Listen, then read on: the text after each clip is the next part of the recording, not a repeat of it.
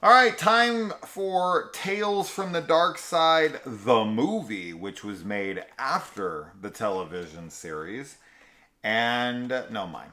I just wanted to show it at the The same time. people like VHS more, I know, right? People are all nostalgic for this. Give me the 4K, the but 10K what is all this, day. DVD? But I have like the greatest VHS collection, It's and true. I don't care. I care though. Like, I so like it's it, don't fine. get me wrong. I keep it for a reason, but I much rather have the Blu-ray of this. And I Like, I'm not going to throw this away. no, I would never let you throw them But- away. Ever. But, come on. When It's we just- throw these in and it's like super staticky and you can't even see what's I going love on. it. Hey, No, I no. watched Bride of Chucky the other day on VHS, and let me tell you, it was a wonderful experience. Okay, yeah, we watched it on DVD. We did. We didn't so watch it on let's not VHS. try to pretend. So now this is the movie that a lot of people consider to be the unofficial, official Creepshow 3. This, was produced by Romero, and it was one of the segments is written by King. Right, so like it definitely has some of that, and this, I mean, compared to Creepshow 3, oh my god, it's not even a contest. Creepshow 3 is one of the most abysmal movies I've ever watched in my entire life, while this is a great anthology film. So It's wonderful. now I would love to watch and review every Tales from the Dark Side episode. So for the people who are gonna be like, you should talk about the show, don't worry, it is eventually coming.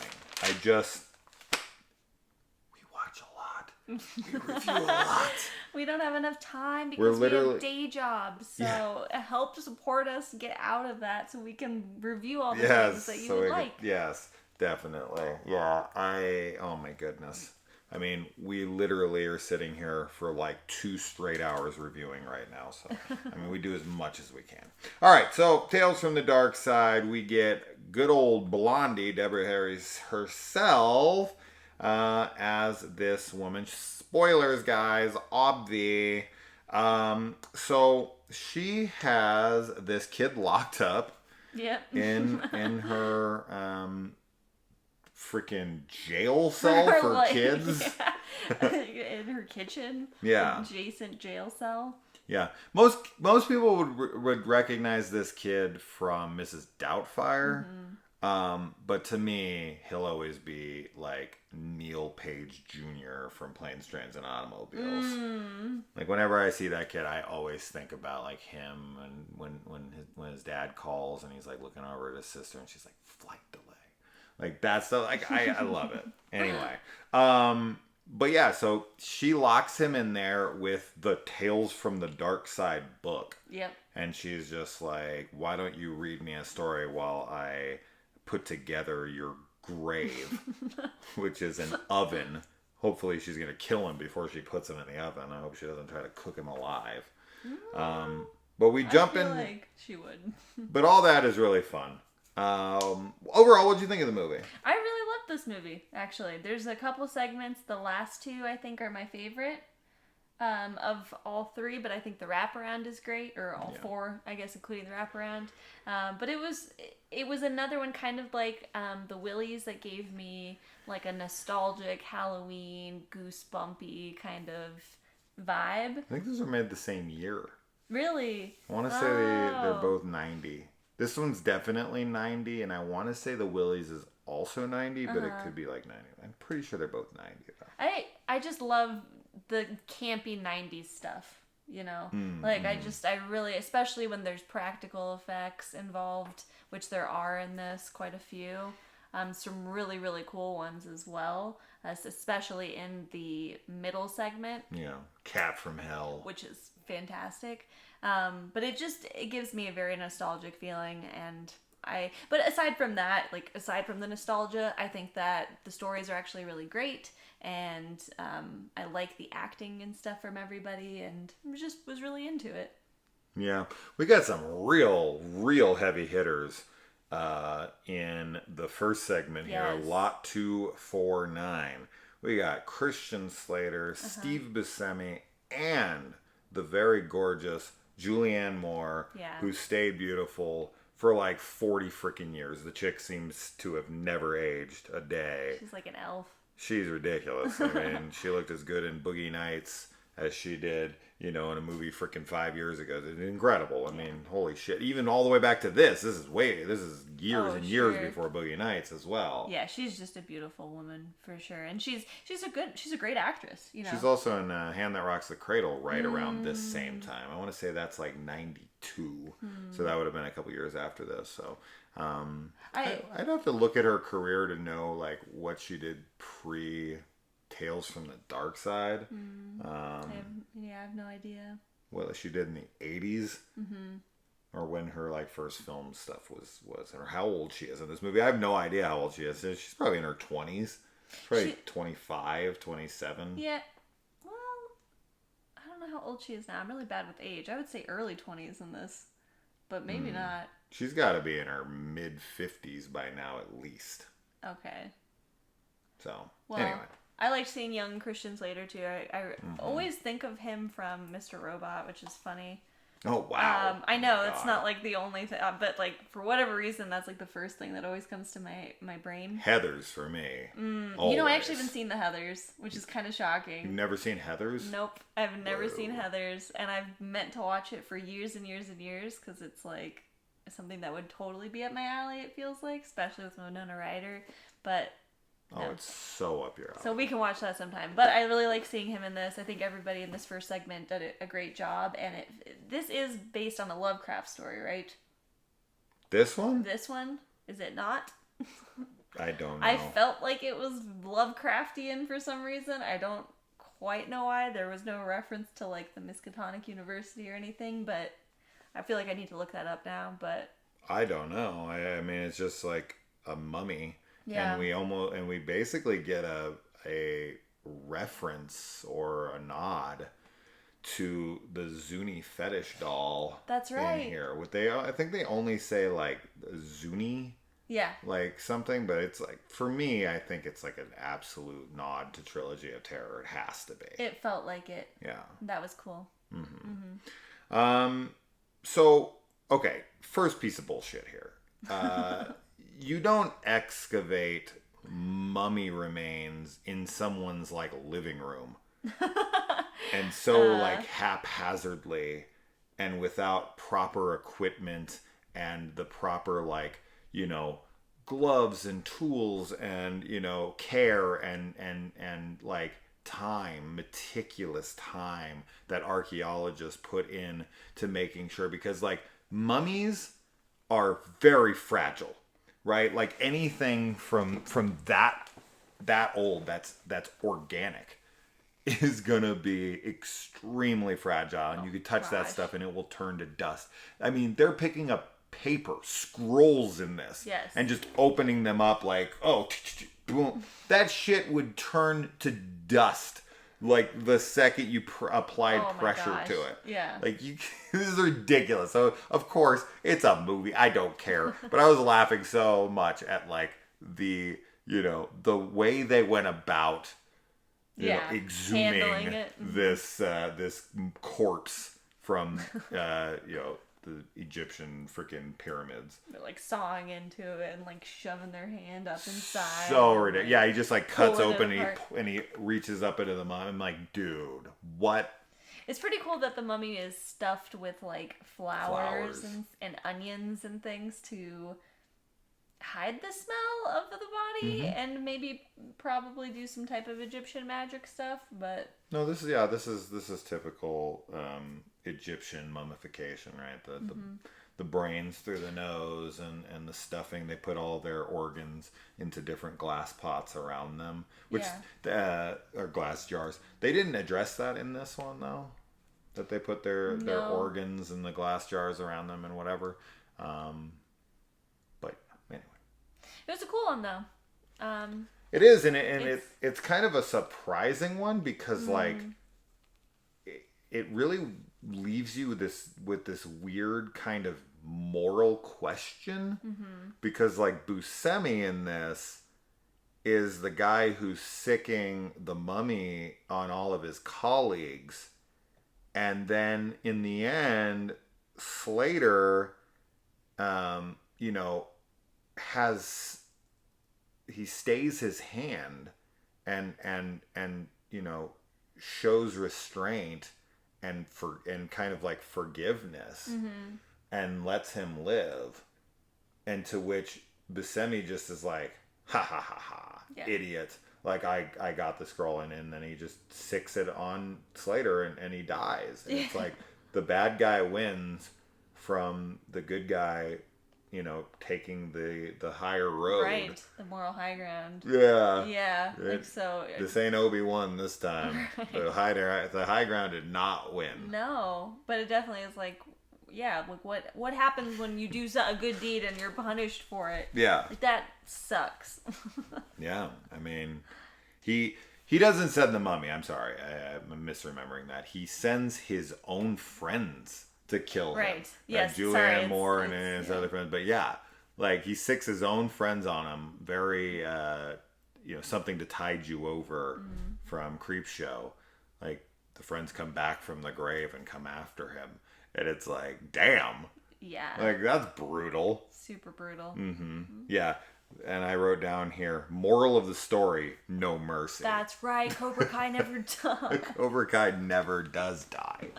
Yeah. Oh, man. Yeah, we just needed Terry Silver in here coming over to take over the world. Freaking John Kreese shows up and he's like... Yes. I will say that Julianne Moore, I don't know if she was trying to play this subtle or what, but when she like sees the mummy is coming after her in her house, her reaction to it is like almost non-existent. She accepts it so fast. She's like, there's a mummy. She's like, oh, okay, well, I better get out of here. Yeah, it was a very underwhelming reaction for sure. 100%. Especially from someone who we know the range. Has that range to her. She's like known for her ability to be in hysterics. Right? She's like she's one of those people that's really known for like crying and freaking out. I mean, watch the scene in Boogie Nights when Magnolia, I'm sorry. In Magnolia when she goes to get a prescription filled and everyone's looking at her. And she's like freaking out on everyone, like on the pharmacist there. But she sees That's the mummy. The chick. Yeah, she's like, yeah, exactly. That's her response to pharmacist giving her like the side eye. Yeah. But a mummy, she's like, yawn.com. Yeah. So the second one, Cat from Hell, so good. Written by Stephen King, starring William Hickey. And Buster Poindexter himself from Scrooged, the ghost of Christmas past. How should I know? I'm just the ghost. I love that guy. Niagara Falls, Frankie Angel.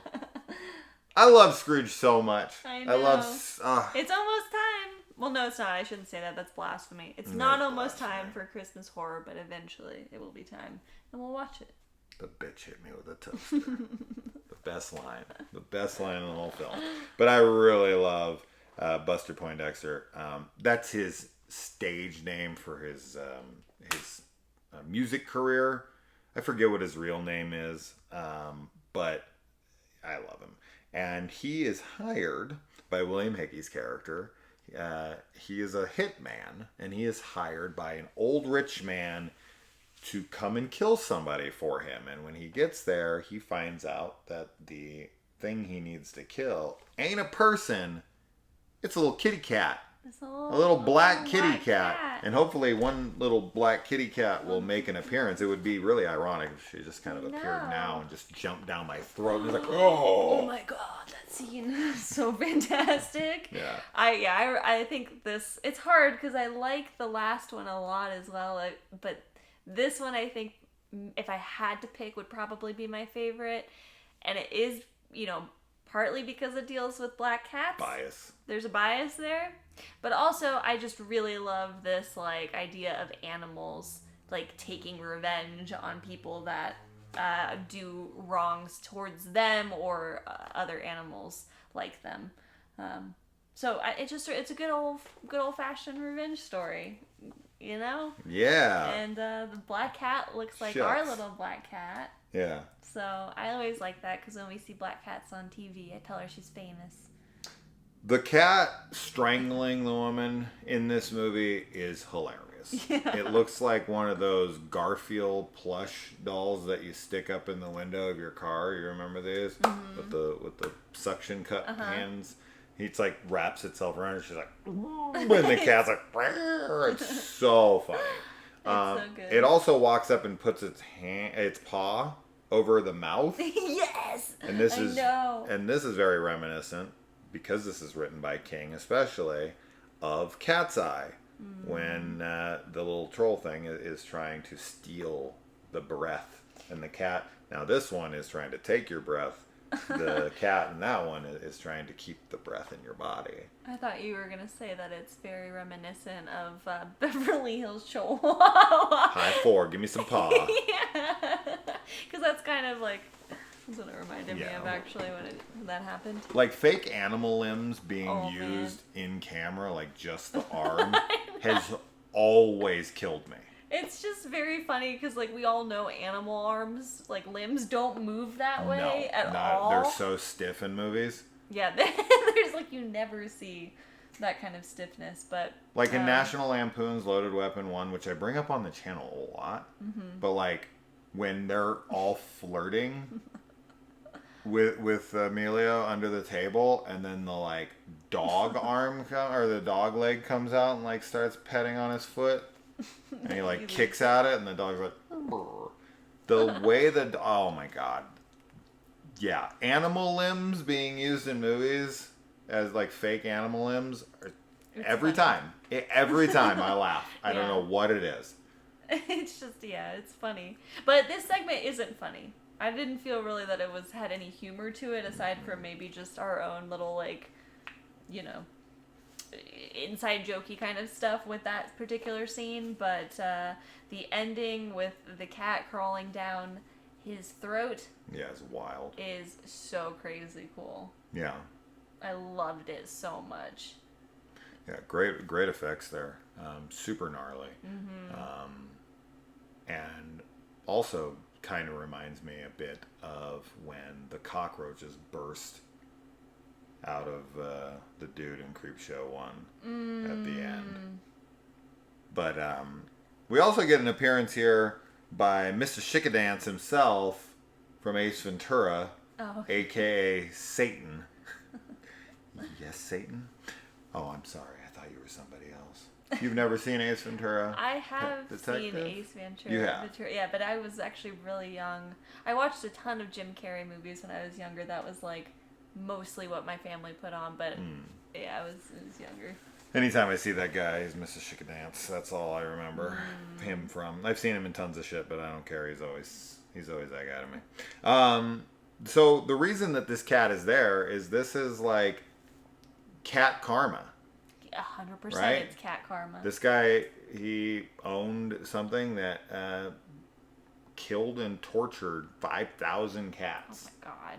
It was like this, it's this drug that he like takes that's supposed to, like, it's some weird mixture of like an amphetamine and a tranquilizer and a psychedelic, and he like pops these pills all the time, and they were testing it on these cats and killed, as you said, 5,000 of them. And this cat is like vengeance. She's here. She is here. She's coming. She came. She heard we were talking about her. She's like, no! Come here and crawl down my throat. And yeah, I mean, I love that he has like, you know, a gun and he's trying to shoot it, and he's, God. He shoots at it and he's like, that's impossible! I had him right in my sights! Mm-hmm. Pretty good impression. It's a pretty good impression, actually. That's impossible! But yeah, and the fact that the dude who deserves it really, like, he only just has a heart attack, and then the guy who's hired to kill him, which really has no stake in any of this, is just kind of like, I'll kill a cat for $100,000. I mean, if I'll kill a human. Yeah. He's like, what do I care about this cat? He's the one that gets the most horrible death in the entire freaking movie. Yeah. Like, what? Don't you? I definitely think it should have been the other way. Yeah, Hickey's character that had the throat kill, but whatever. But yeah, very memorable. I think it's the most memorable of the segments for sure. But a lot of people prefer the third segment, Lover's Vow, starring Dexter's father himself, James Remar, who I always know from Warriors. Anytime I see him, I'm like, oh, that's Ajax. Which actually got the Warriors board game recently, which is in the closet over there. I could have popped it up, but no one gives a shit. Moving on. The practical effects on this gargoyle is amazing. Yeah, it's fantastic. Like, really fantastic. You know what it reminded me of is the Teenage Mutant Ninja Turtles. Yeah. The eyes and everything, and it was really cool. I mean, it's an animatronic, right? Like, for the eyes, which is just fascinating. I don't know why more people don't always want to make animatronics and do practical effects, because it just they cost a lot of money and they take a lot of talent. Yeah, but and they're time consuming. It's so good though. And they break on set, and but then they look so real. They have a lot of real. issues with them, right? Like freaking Bruce the Shark in Jaws never even worked. Yeah. And they just had to like lug him around and push him. Well, we've come a long way though. But when you're Steven Spielberg, you can make it work. Right. I mean, you give somebody else a fully functioning, working shark. Yeah. And they're like, but I don't know what to do. Steven Spielberg is given like the most freaking shitty, broken down shark, and he's like, I'm gonna make a definitive genre film. Yeah. That's gonna define a subgenre of horror. Well, there you go. Forever. You can use shoddy animatronics, and it still will turn out to be a masterpiece. Not everyone's Spielberg. But yeah, you're right. Besides the point, this practical effect on the monster, on the gargoyle, it's wonderful. Sure. Really, really cool. We also got Ray Dong Chong in here. She, freaking Tommy Chong's daughter, and who I know from Commando. She seems to really like being like, she has a thing for guys who accost her in public. That's right. Yeah, she falls in love with Arnold, John Matrix himself, and also James Remar's character here, who like pushes her up against a wall. And there's a really weird moment in this. A very, very weird moment in this episode where I was like, or segment, where I was like, I don't know how I feel about that. I sure as hell wouldn't be saying that at this age. So, in the end of this, him and Ray Dong have a kid together, 2 kids together, and towards the very end, the kid is like, oh yeah, that's when you thought Daddy was going to rape you. And I was like, what? Yeah. You told your child? This kid can't be more than 8 or 9 years old. And you're like, yeah, I thought your dad was going to rape me once, but... Who says that to their child? Nobody. Like, but she's a gargoyle, though, so... Like, what does the daughter even think that means?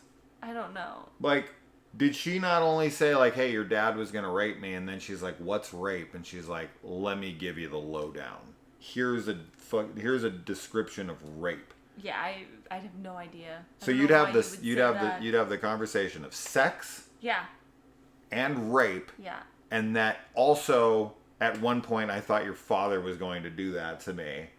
That's a lot to unpack. So much for like an 8 to 9 year old girl. If she's even that, man, I'd have to look back on her. She might even be younger. She might even be like 7 or something. She's really young. But when she said that, like, oh, that's when you thought Daddy was going to rape you? Yeah. I was like, wait, back it up. What now? Like, you're going to establish that rape is a bad thing that bad people do, and Daddy almost did this to me. Yeah. Or I thought he was going to do it. Like, it was a really bizarro comment. It's really awkward. Mm-hmm. Yeah, the night dad almost raped you is the direct quote I wrote down. What? What? Yeah, I don't even know. The only excuse I have for it is that she is not human. Yeah, and that's what I'm thinking. She's unhuman. She's what was once maybe considered to be human. No one knows what you're talking about. But yeah, I mean, so essentially this gargoyle thing who kills somebody in front of him says, you know, if you tell anybody, like, you have to promise me you won't tell anybody that you saw me. And then from that moment on, his life starts to go wonderful. And, 10 years passes and his life is fully on track. He's this artist that couldn't make $1. His agent had left him. He was alone. Then he meets this beautiful woman. He gets his career freaking like rocketing, skyrocketing into the stratosphere with fame and money. He has these 2 beautiful kids. He's got the dream life. He has everything. And then he confides in his wife, like, I have something to tell you, because he just can't seem to hold it back, because he has this art of this demon that he had seen. And so he has to tell her. And then we find out that this thing has been posing as his wife. I think gosh. Yeah. It's either that or she is his wife. And that really was just a happenstance, serendipitous kind of moment that they met. Because I think the implication here is that in keeping the secret, because this is how I had always remembered it. I haven't watched this in a while, but I thought it was like, if you keep my secret, I'll give you, anything you want kind of thing. I definitely took it as that literally, like, that creature, like, fell in love with him. And then, like, decided to be with him. Like, the creature, the gargoyle is his wife. Yeah. Like, the whole time. But I'm just saying, what if she's not, and then when he breaks the promise, he, like, possesses her and, like, rips her from the inside out, like Freddy does to Jesse in Nightmare 2. That would be awful. Right? It'd be much better for it to be the gargoyle already that's just like, oh, man, why couldn't you keep my secret, versus, like, it's gonna possess your wife and kill her and then your kids. I think both are tragic. But I think, wait. We're forgetting that the kids are also gargoyles in the end. Yeah. So that's why I was like, they she's have a gargoyle. I mean, I guess, I don't know. I mean, it could also be like, I took your kids over as well. But no, it does make more sense. It's a gargoyle the whole time. Yeah. And it even goes back up on like a building and turns itself to cement in the end. But like, really sad. So a gargoyle comes down to commit murder, then decides to like be like, you can't tell anybody what you saw here. And then is like, you know what, I'm going to turn into this pretty black woman and I'm going to see if I connect with you. And then they do. And if I do, it's a little convoluted. It's a little convoluted, but I really like it because it's, I don't know, it feels like, I guess a morality tale. Like, don't make promises that you're gonna break. To murderers. To murder. Demons. To demonic murdering gargoyles. Yeah. Shape-shifting. Yeah. Murderous gargoyle It kind of reminds me of, like, like in Ireland and Scotland, there's all these fairy tales, obviously, about like fae and how you're supposed to be very careful with the types of deals that you make with them, because the wording can kind of be tricky, and that's sort of what this reminded me of, like a little trickster spirit gargoyle. Sure. What would happen right now if I just turned into a gargoyle? You turn into a goblin every night, so it wouldn't be much of a difference. Yeah. Fair enough. It's a very sad ending because, like, he's like, I love you, and she was like, I loved you too, and like very sad to kill him. Like, they were happy together. They were.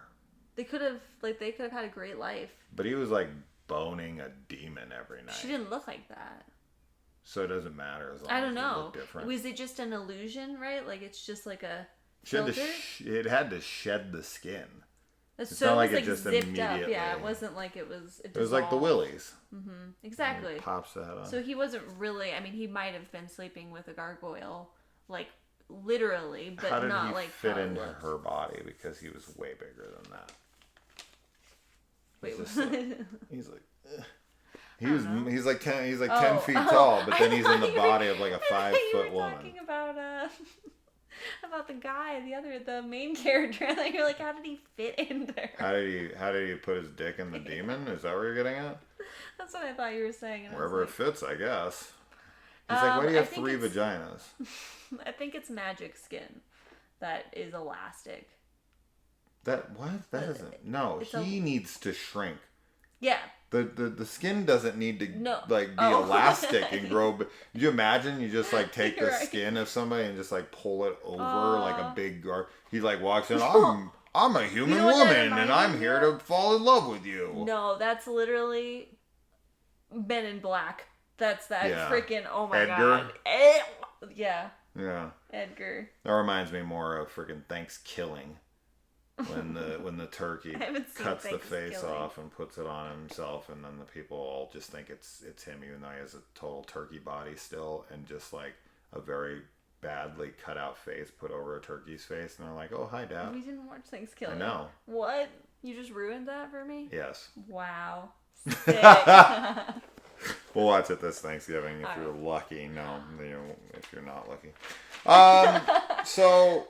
Yeah, and then the wraparound is the kid pushes her ass in the oven, and it is one big ass oven. It's so long. It's literally like the tray. Yeah. It's like a morgue. It's like the trays that they put bodies on. The kid's like this tall, and like he pushes her on it, she like perfectly fits on that thing. So either she's shorter than she appears, right, or she meant to cook 2 kids. I'm not sure. I don't know. But, yeah, if we can get to Tales from the Dark Side at any time, I will definitely get there. But for now, that is our Tales from the Dark Side, the movie. Thoughts? Anything more to say on the matter? Nope. Nothing more. Yeah?